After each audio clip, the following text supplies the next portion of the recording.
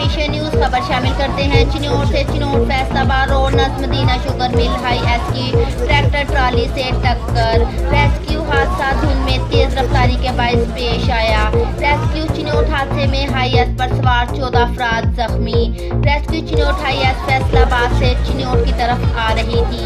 चिन्नौर इत्तला मिलने पर रेस्क्यू 1122 की टीमें बरवकत पहुंच गई। रेस्क्यू चिन्नौर जख्मियों को इब्तदाई तिब्बी इमदाद के लिए डिस्ट्रिक्ट हेडक्वार्टर मुंतकिल किया जा रहा है।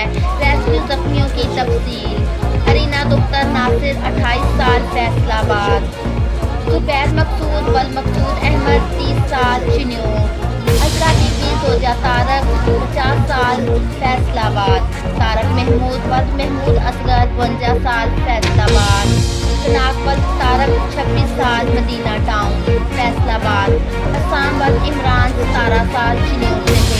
निदार हसन वद अदनान जमील 8 साल फैसलाबाद। शहजाद जमील वद जमील अख्तर 45 साल निगाहबानपुरा। रियाज जमील वद जमील 50 साल निगाहबानपुरा।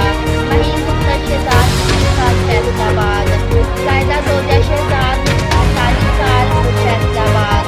शहजाद वद जमील 50 साल फैसलाबाद। अब्दुल्ला वद उस्मान 13 साल फैसलाबाद। सारिया दुख्तर नासिर 14 साल फैसलाबाद।